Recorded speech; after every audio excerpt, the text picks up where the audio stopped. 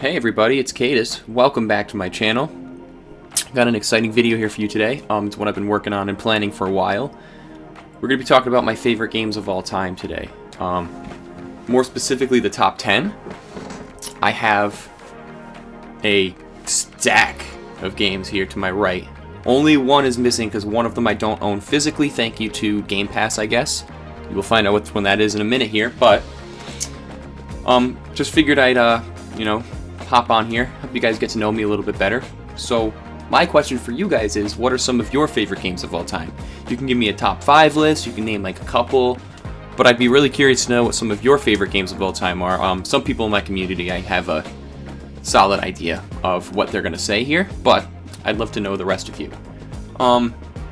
Without further ado, I think we should just get right into this now. We're going to start with a JRPG that I played just kind of on a whim. It got recommended to me. The series got recommended to me by a friend. And I had never played one, and the one that I was, after doing some research, looking like I should have started with was a lot of people's favorite. And that series is Ys, Y-S. And the game is Ys 8. I'm waiting for the camera to focus. Lacrimosa of Dana. And it's signed by Kaiji Tang right here. Who he did a voice of one of the side characters in the game. Nobody like super important, but I'll show you guys the spine here. It's not gonna focus, but that's okay. And then this game also comes with the soundtrack and a little bit of a miniature art book. I think it is. Yeah, it's a mini art collection. So that's pretty cool. Main character there. I'm not going to spoil anything when I talk about these games, but I am going to say, I mean, if like you don't want to know anything about the game, then this isn't the video for you. But in terms of spoiler heavy, like super major story spoilers, only make maybe my top 3 or 4 games. I'll be talking a lot about that, and maybe not even a lot. But I'm not going to spoil anything super major except for maybe my favorite, because it's going to be hard for me to talk about my favorite and not spoil it, but we'll talk about that when I get to that game. As far as Ys 8 goes, this is kind of a game where, it's an action JRPG. You shipwreck on a deserted island. You and your crew get separated throughout the island, and then you have to reconnect and then find a way off the island, basically, and then figure out what's going on the island, because there's a lot of special crazy things going on, which I will not get into because you have to play the game. But it's really cool. There's a lot of cool monsters you fight. The world is gorgeous. Absolutely gorgeous. The characters are super likable. My favorite's Dana. Pretty big spoiler about her, so I'm not going to say anything more than I love Dana. She is probably my favorite character in the game. Probably going to end up being my favorite character in that whole series when it's all said and done. Haven't played much of the series otherwise. I've started 9. But other than that, her and Adol, great 1-2 punch for me. The side characters are great. The side quests are fun. One thing, though, going into this game I did not know was that there were multiple endings. So, when you play this, you have to do all the side quests to get the best ending. I got a horrible ending, and the ending that I got, I genuinely did not like. I did not like the ending at all. So, for a long time, I didn't realize that the game had a good end, like an ending that was actually good and more detailed than what I got. So for a while I thought I was disappointed by the ending, but turns out I got the bad ending because I'm a big dumb. The ending that is great is fantastic, and I recommend trying to get that ending in the game when you play it. And if you don't, look it up on YouTube. Not a big deal. That's what I did. Completely redeemed the ending for me, and it put this game in the 10 spot. So, that's it. Ys 8 Lacrimosa of Dana. That's what the back cover looks like. That's what the front cover looks like, minus Kaiji Tang's signature. Who also does Kasuga Ichiban in Yakuza Like a Dragon and Like a Dragon Infinite Wealth. So, remember those names when you are watching the rest of this video. So yeah, I don't want to talk too much about it. The combat's really great. The world is really great. There's a lot of cool areas and a lot of cool, actions you get, skills you get. You get 6 party members, I think, and they're all fun. I don't think there's a single party member that I didn't like playing as. But the cool thing about this game is certain party members, you can press square to change them. certain party members are stronger against specific monsters, and some are stronger against other monsters. So if you're like using, for example, you're using Adol, who's the main character, and he's like not doing a lot of damage, you can switch to another character that you have with a different weapon type, and they'll do more damage or less damage depending on the enemy types. So it's cool, you get to think about it a little bit, but it's mostly action combat. Not mostly, it is action combat, so it's mostly up to your skill level and how you perform against certain enemy types. But so yeah, Ys 8, Lacrimosa of Dana. I rated that game about a 9.5 out of 10 when I played it. Not right away because, like I said, I thought the ending was bad, but I just got the bad ending. With the good ending, that rating definitely boosts up to about a 9.5. I probably rated it an 8 when I first finished it because I thought the ending was bad, but the rest of the game was so good that that ending didn't ruin it for me. So just keep that in mind when you play. Like, try to do as many side quests as you possibly can and get your like companionship up, because it will affect the ending later. But yeah, for there, I think we're gonna go to our number 9 spot. I'll put this aside here for a minute. The number 9 spot, it's actually kind of a shocker that this game is so low on the list, because this is genuinely, like, obviously it's one of my favorite games of all time. It's in my top 10, but like when I played this game, I could not stop talking about it. It was so incredible to me from beginning to end, and it, like, the combat is flawlessly addicting. The game is gorgeous. The way they do the waypoints is gorgeous. They don't flood your HUD with a bunch of crap. It's pretty spaced out. It's really easy to look at. The story is great. The characters are great. The combat's great. The horse is great. Ghost of Tsushima. Specifically the director's cut. The director's cut is, I don't know why I said that weird. Specifically the director's cut. The director's cut is, it adds not a whole lot, but it's the PS5 version, obviously, based on the cover. I'm going to just show you the spine real quick. And then the interior box art is just a little bit, it's not much, but that's the disc. Let me straighten it out. It's just an incredible video game, honestly. The director's cut is the PS5 version. It looked great on PS4. You get the director's cut on PS5, it enhances it that much more. It's just one of the most incredible games I've ever played. I knew going into it was going to be great. Sucker Punch makes the Sly Cooper games. Those games are great. They also make the Infamous series, which is great. Infamous did not make the list, however, that is a game that I've played a lot of growing up, and I loved as well for PS3. Ghost of Tsushima, your classic samurai game. Samurai combat, 4 different types of combat for specific enemy types. You use a samurai sword, aka a katana.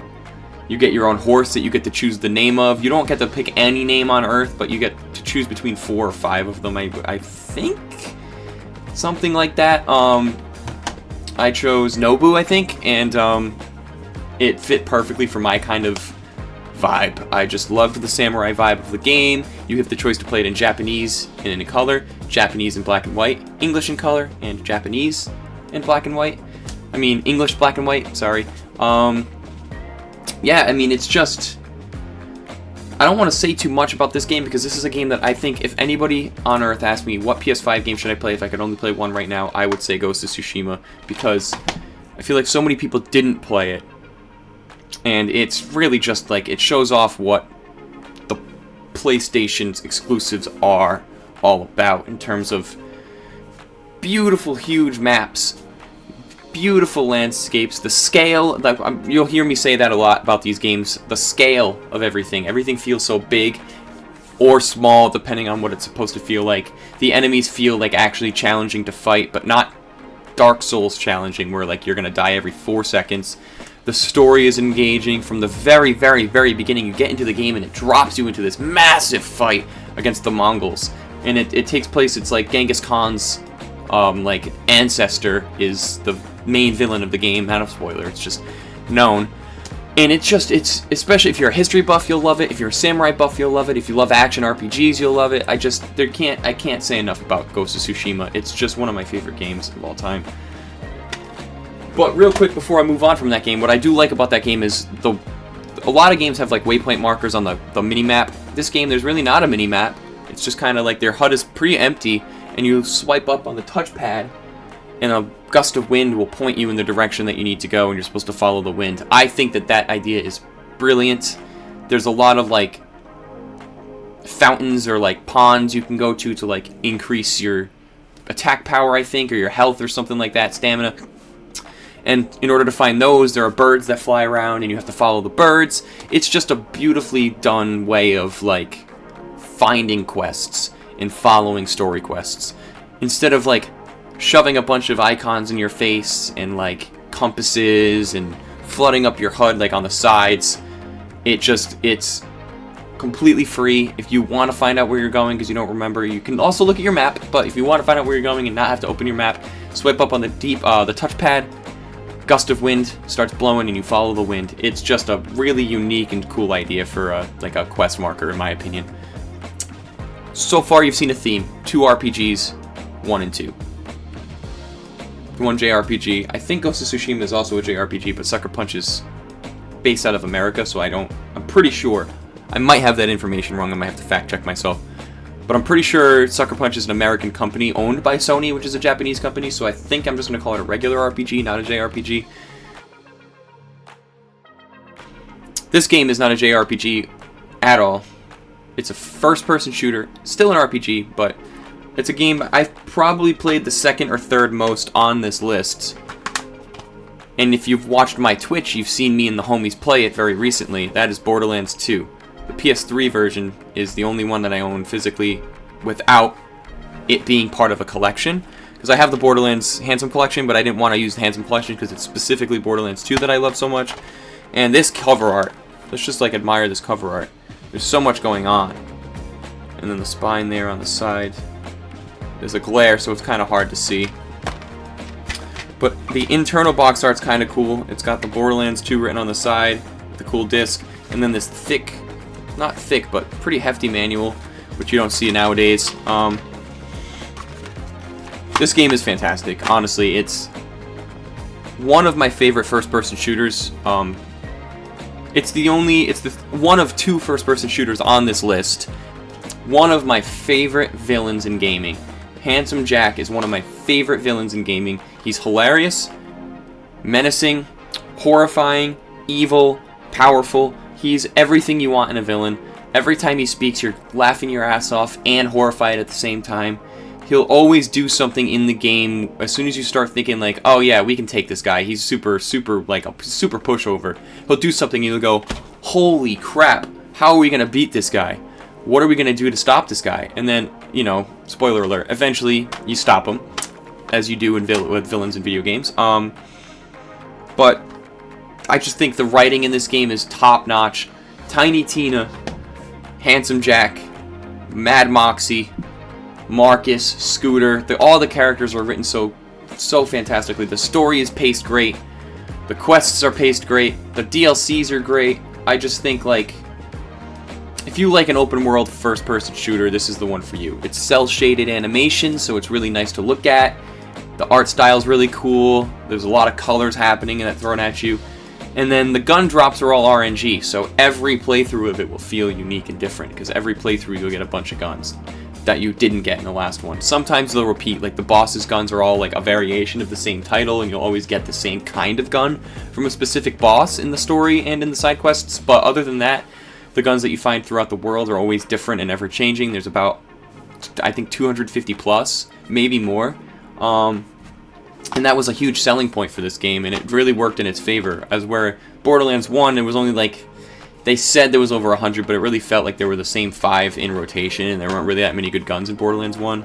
I think this game is an improvement of Borderlands 1 in every single way. So if you're looking for a game that you can kind of grind, have really addicting first-person shooter combat, you get to choose between 6 classes if you get the DLC. If not, there's 4, but they're all really cool and different. You get your own unique ability, you get skill trees, you get a kind of like it's like a post-apocalyptic world, so it's not a pretty open world to look at, but it's a big open world, and it's like, there's just so many different enemy types to fight. You can grind through fighting bosses, you can grind through fighting skags, you can grind through fighting racks, you can grind through fighting the same boss fight over and over and over and over and over again if you wanted to. And once you beat the game, you can go back and play as a different character, and your gameplay will feel completely different than the first playthrough. So, yeah, I mean, it's peak first-person shooter.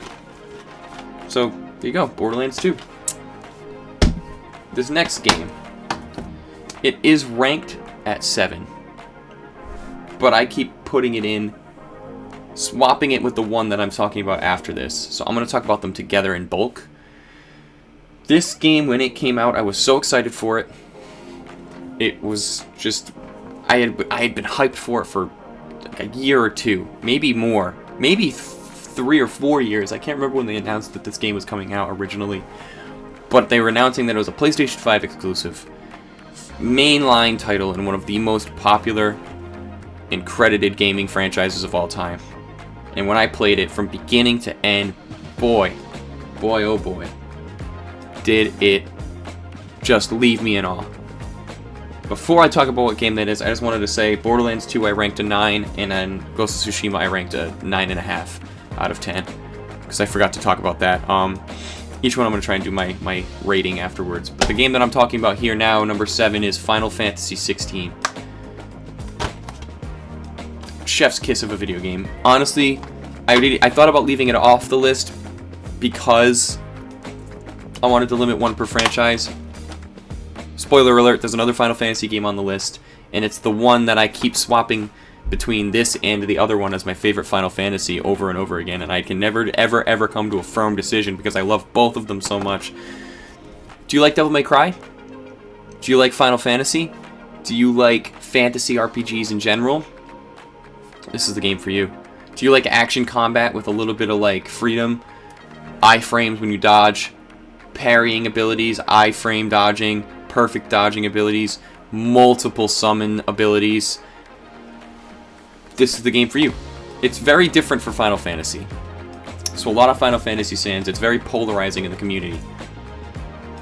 But from the beginning of the story onward, this game is a masterpiece. The voice acting. Might have my favorite English voice acting in any video game ever. Might. Close with another game on this list, which I'll get to. Ben Starr does a fantastic job. The voice actor of Sid does an excellent job. Jill does an excellent job. Joshua does an excellent job. Everybody nails their character. The bosses in this game might have this game might have my favorite boss fights out of any video game that I've ever played, other than my number 1 game, probably. Maybe even more than my number 1 game. Every boss fight, it was different, engaging, fun, and difficult, all in the same way. And once you got the loop of the gameplay down, the gameplay was addicting, and you could become a master. The story is very typical Final Fantasy. I'm not going to spoil too much of it, but beginning of the game, Clive is the guardian for his brother Joshua, who is the Phoenix, and the Phoenix dies in the beginning of the game. And then Clive is on a journey to figure out who kills his brother Joshua. Because there's only one dominant of fire, but another dominant of fire appears and kills Phoenix. And he's trying to find out who that is. Come to find out later, spoiler alert, not a huge spoiler, much more happens in the story later. Come to find out Clive is that dominant of fire, and Clive accidentally kills Joshua. From then forward, Clive's having a midlife crisis, an identity crisis, and Sid tries to help him through it. You run into the hideaway, you meet a bunch of cool characters, you discover that your childhood friend Jill is the dominant of Shiva. You save her from a bunch of bandits, and then you go on an adventure together. And that's where the game kicks off, right from the beginning. Another game that right from the beginning sets you in, you get going right away, and it doesn't let you go. So Final Fantasy 16 goes back and forth between being my favorite Final Fantasy game, and it has the number 7 spot on this list. The other Final Fantasy game that I go back and forth with as my top Final Fantasy game of all time is Final Fantasy X, and this is the only way that I own it is the collection with 10 too, which I have not played yet, but I do plan on it. Final Fantasy X was the first turn-based Final Fantasy game that I played. I played it after I played Final Fantasy VII Remake, which I loved, and this just sucked me in. One of the hardest games that I've played. I know some people are going to judge me for my gaming abilities here, but this is one of the hardest games I've ever played. The boss fights in this game are super difficult. The final boss against Redacted, for those of you who haven't played it, the final boss, very difficult, took me hours to beat. Some of my favorite turn-based combat. This and another game on the list later that I'll be getting to at the end here have some of my favorite turn-based combat of all time. This is addicting because you can swap characters in and out of your party at any time and not lose your turn. That was huge. That was game-changing for me. You can also change your weapons with any of the characters at any time. If there's like a specific elemental weakness on a weapon that you want, or a specific ability on a weapon that you want, you can switch weapons. I don't remember if they lose a turn when they switch weapons, but you can switch weapons and then use it your next turn regardless. Or that turn if you don't lose a turn, I just don't remember. The characters are completely lovable. Yuna and Titus, I've been told it's supposed to be pronounced Titus. Yuna and Titus, adorable. Just dynamic duo. Great characters. Some of the side characters are a little bit boring, if I have to be honest. I think the characters in Final Fantasy 16 I do like more. I do also like the world more of Final Fantasy 16 because it's a lot more fantasy themed. This is fantasy themed, but it's more traditional Final Fantasy. There's a lot more magic going on in this. But basically, you have to stop Sin. Titus is in the beginning of the game as a pro athlete. His world gets attacked, and then he gets transported into another world, another dimension, where his world is completely destroyed. And he doesn't know that he gets transported. He knows he gets transported, but he doesn't know anything about his world being destroyed. He meets up with his friend Auron, who Auron is really, really, really cool. He's not on this cover or in the back, so I can't really show you Auron, but I might put a picture in the video. But from there on, the game just goes crazy. You have to just get answers about what happened to your hometown, and then you have to figure out how to help Yuna defeat Sin before Sin completely takes over the world. But Sin always comes back. Every time it gets defeated, it keeps coming back and respawning and coming back and destroying the world. Dying, coming back and destroying the world. So what you're trying to do is break Sin's cycle in this game. And it's the most addicting turn-based combat that I've ever played. Right now, this is my favorite Final Fantasy game of all time. But easily could be 16 at any point. Now we're hitting the top 5. And the top 5 starts with the game that I don't have the physical case for. But it's another first-person shooter. A game that I didn't play growing up because I never had an Xbox. But it's an Xbox exclusive. I'm sure that gives it away right away. But you don't know which one. Halo 2. What a masterpiece of a video game. I gave Final Fantasy X a 9 when I rated it. Probably an 8.5, 9, just because the minigames are bad and the final boss fight really made me angry. So I'm going to give it an 8.5 here. But Halo 2, one of my all-time favorite games. I mean, there's just so much to be said for it. The sandbox is addicting. The dual wielding is addicting. Giving your Marines like rocket launchers and having them tear through phantoms at record time is one of the most hilarious things I've ever seen in gaming. It's addicting to this day. I've gone back and replayed it like 4 times. I've played it with friends, I played it without friends. The story to Halo 2 is one of my favorite stories of all time, and it's going to be forever. The whole Arbiter story arc, and Master Chief working with Arbiter and to take down the elites and take down the brutes is just chef's kiss. It's one of the most addicting storylines to re-experience for me. And if you haven't played Halo, just do yourself the favor. Download it on Steam, download it on Xbox Game Pass, play through the first 3 Halo games stories. Bang, bang, bang. They're not long. I played Halo 3 in one sitting. You'll thank me later, I promise you. Even if you don't love FPS games, the storytelling in Halo is so incredible. And I didn't like Halo right away either because I have PlayStation growing up. But when I finally experienced Halo, it really changed my thoughts on it. So, Halo 2 at number 5. Gave that game a 10 as well. The next one I'm sure is not going to surprise anybody. I'm not good at this next game. But when I think of scale and massive world, expansive world, deep-rooted lore, interesting characters, no hand-holding, genuinely not my favorite game of all time. Obviously, it's number 4 coming up. But I think could be considered the best video game of all time. and be correct in saying that, Elden Ring. I've platinumed this game. I've played through it 4 times. I'm horrible at it. I have not played it in long enough. I probably couldn't solo my way through it anymore. Some of my favorite bosses in gaming. Some of my least favorite bosses in gaming are also in this game, though. I'm talking to you, Malekith, Godskin Duo, Moog. Everyone else loved it. Radahn's fight, fantastic. Malenia's fight, really annoying, but such a fantastic boss. Morgott, fun boss. So many fun bosses. I love that you could go 9 hours backwards and still not see the whole game. And you have so much to do for 9 hours just going the wrong way. It's just incredible. It's a hard game to talk about because the story kind of tells itself through gameplay. But once you figure it out, it's super cool. Ronnie's ending is by far my favorite. There is unfortunately, no internal box art, but it does have one of my favorite spines of all time.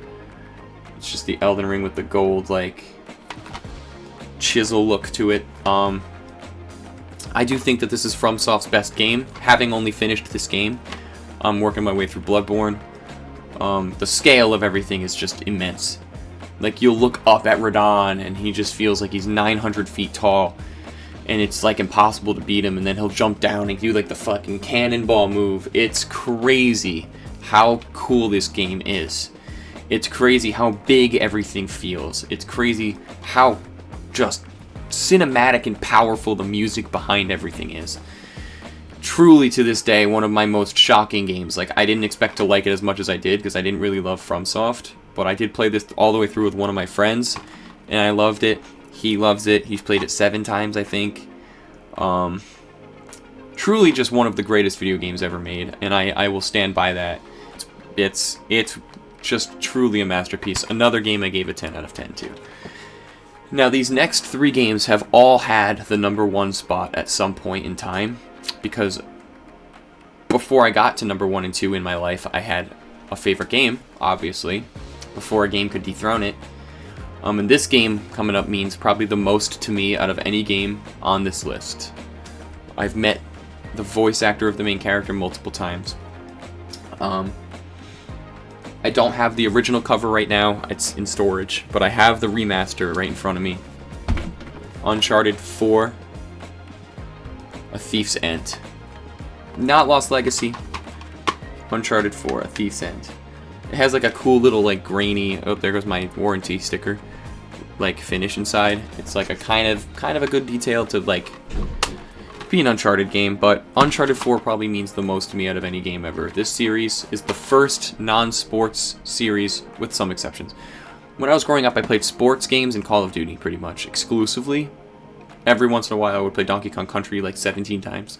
I would play Mario World 17 times over and over again. But other than those games, I would play pretty much sports games and Call of Duty until my friend introduced me to story-driven third-person shooter Uncharted.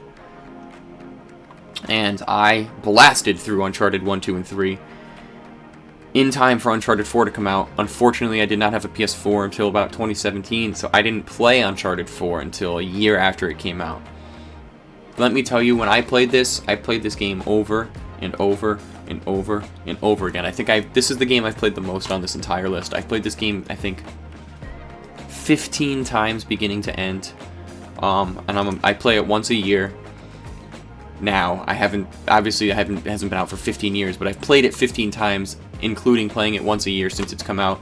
I'm due for a replay of this game soon, and I will be Twitch streaming my playthrough, or doing a playthrough on YouTube, one of the two. I'm not going to talk too much about this game's story, because I do want you guys to experience it when I play it, but Nathan Drake is one of my favorite characters of all time. He is just Indiana Jones meets Lara Croft. He's the badass's badass. He just is so incredible. The dialogue in this game is excellent. You can be having a conversation with people, and then in like the Jeep that you're driving, and then jump out of the Jeep to go explore something, and when you come back, the characters will be like, what was I saying before? Oh yeah, that's right, and then continue the conversation. It's so ahead of its time. When you're like walking next to a mountain, Nathan Drake will like put his hand up against it, And like it's just stuff that you don't see in games from like 2007 when Uncharted 1 came out, but they just took that idea and like upscaled it in this game, and it's still to this day one of, if not the best looking video game I have ever played. And then they remastered it, so it enhanced it on PS5. It's just a gorgeous game. The gameplay is fun. It's like a typical third-person, over-the-shoulder shooter with platforming. You have a rope that you can swing with, treasure hunting, you have the puzzles that you have to solve. And then the whole game is you're just trying to find Captain Henry Avery's pirate treasure, and you're trying to beat one of your homies named Rafe Adler to it. And he is my favorite villain in the whole series. He's probably a top 3 villain in gaming for me. It's just a masterpiece of a video game. I'm not going to spoil it because there's a lot of games that lead up to it that spoil stuff in 4, but basically you find Nathan's long-lost brother, who you think dies at the beginning of the game. He doesn't. That's not a spoiler. It's very early on this happens. And then together you go and find Henry Avery's treasure. I think if you put a gun to my head, I would probably still say that Uncharted 4 is my favorite game of all time. But the number 1 spot is taken by a game that just surprised me so incredibly much that I can't take it out of that one spot. So, Uncharted 4, another 10 out of 10 game. The next one is a tie between 2 games of the same type. I kind of talk about them as one game, one really long 200-hour RPG. It's in my it's in my favorite franchise of all time. But my favorite franchise of all time, it does not have my favorite game of all time in it. I know that's crazy to hear. Yakuza 7 and Yakuza 8. Honestly, if you haven't played Yakuza, do it. Campy, drama, side quests, it has over hundreds of hours of content. You can go play pool and darts with some random waitress at a bar while your homie just got shot in the face in the last scene that you saw in the story. And you can completely ignore it if you want and just go have fun out on the town. You can go to the batting cages, you can play golf, you can go play cards, you can go play mahjong. You can also do a bunch of side quests where you have to like take down this cult that's abducting people and turning them into weirdos. That's Yakuza Zero specifically. But this game introduced a new character right there in the middle, Ichiban Kasuga, who was voiced by Kaiji Tang in English. And the same voice director is Nishikiyama from the originals in Japanese, which is what I played in. Basically, you take this character, he takes the fall for somebody in his Yakuza clan, goes to prison, comes out, the clan that he's in is no longer a thing, they've got disbanded. And he has to basically find out why, and if they're telling the truth, and find his old patriarch. From there, you go on a really crazy adventure with some twists and turns, and some crazy plot twists. But the cool thing about this game is this is a turn-based RPG, unlike the rest of the series. And because it's a turn-based RPG, a lot of people didn't like it. But, to me, they mastered with this specific game. I'm not going to talk too much about this game because I already have a whole playthrough of this game on my YouTube. So if you want to see this game, beginning to end playthrough in a playlist for you on the channel, you guys can check that out whenever you want. It has one of the coolest discs I've ever seen.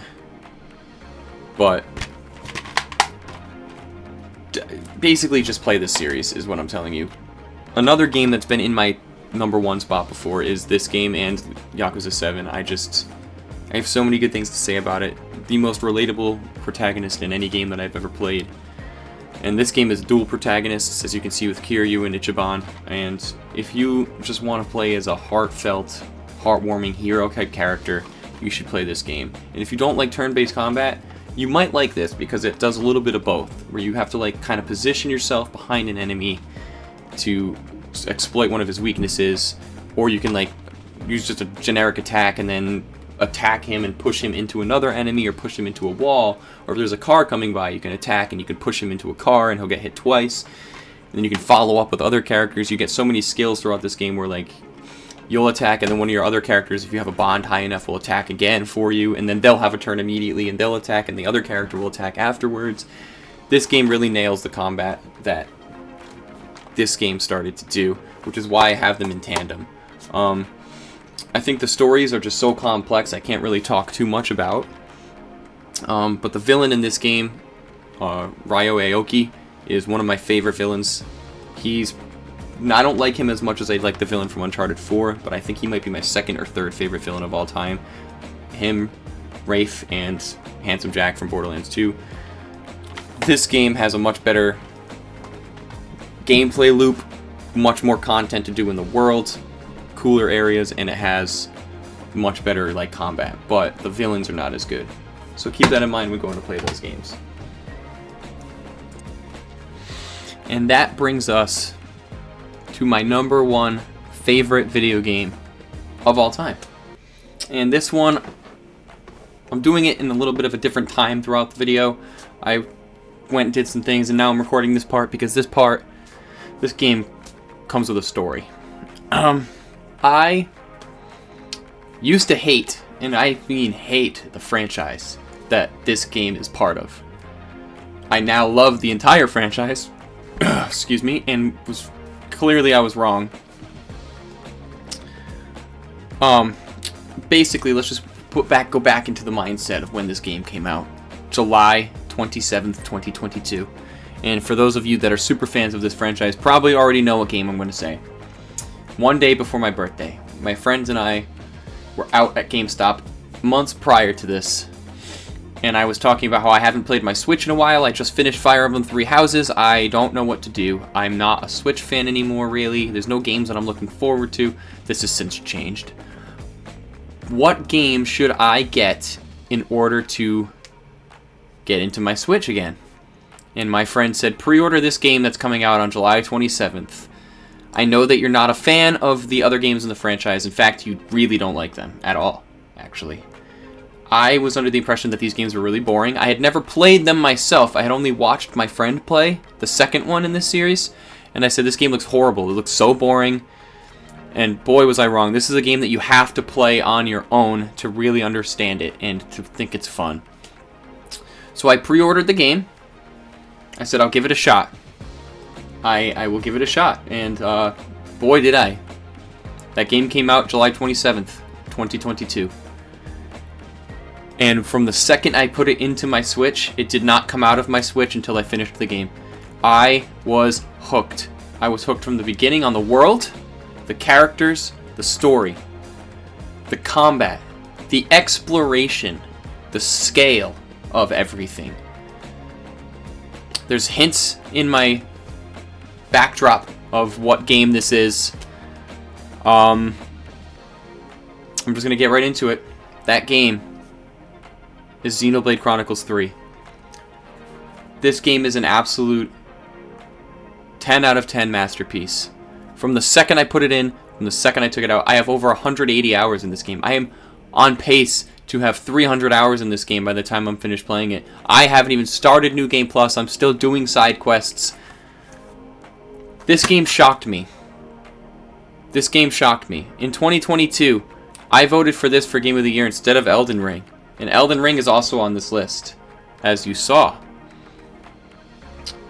This game is probably going to be my game of the decade when 2032 rolls around.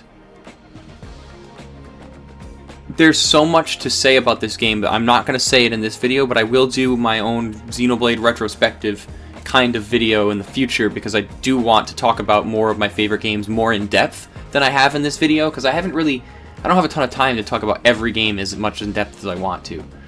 This game will have an in-depth video. This whole series, I'll be putting in an in-depth video. Nioh is one of my favorite characters, probably my favorite character in video games. As you can see, wrong way. Behind me, I have the Noah and Nioh amiibo. Noah and Nioh are two of my favorite characters ever in gaming. Maybe aside from Majima from Yakuza and Nathan Drake from Uncharted, Noah and Nioh are right there. You have 6 characters in your party that are playable at the same time. You don't have to swap them in and out. You can just play as them at any time throughout the entirety of the game, once you get to a certain point in the story. You have 25 plus arts for each character that you can do by the end of the game. You have 30 plus jobs, classes that you can equip on each character. with that makes the gameplay never run stale. Every time you play the game, you can play it differently. You can play it with 6 attackers if you want, 6 healers, 6 tanks. You can do 3 and 3, you can do 2, 2 and 2, you can do 4, 1 and 1, you can do however you want. You can equip as many arts as you want, whatever arts you want. And then you also have a 7th character on screen fighting with you that you can't play as, but they will fight with you, and that's the hero characters. And you have probably 30 of those. Plus 2 DLC ones that you get when you finish the DLC, Future Redeemed. And then you add Future Redeemed to this game, and it becomes an 11 out of 10. Because Future Redeemed is also perfection.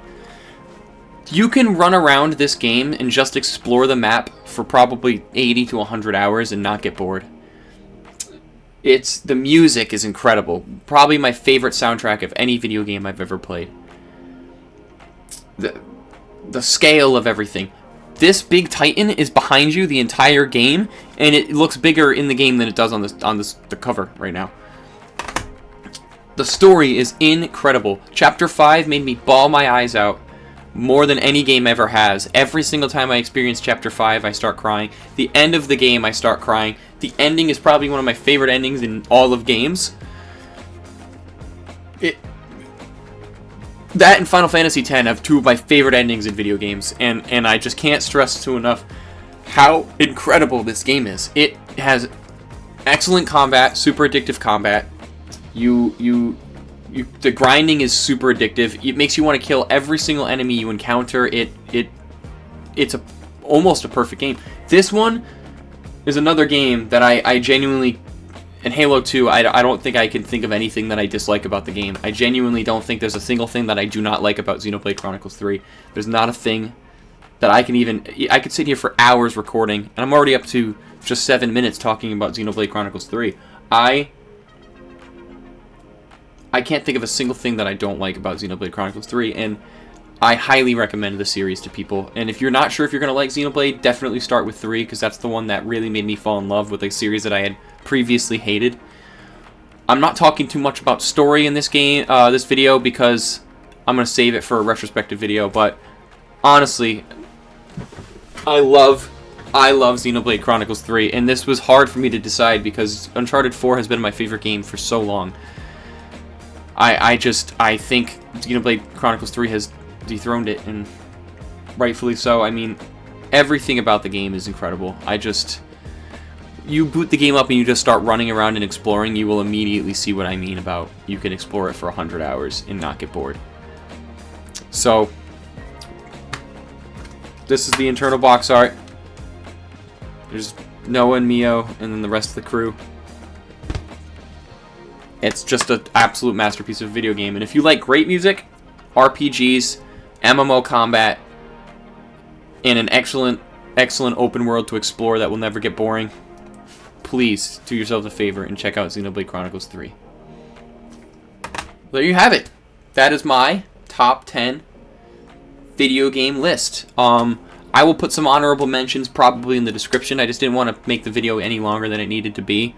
I briefly will talk about, one of my honorable mentions will be Donkey Kong Country, the whole series. I just want to mention it here because that was probably 11. That just missed the cut.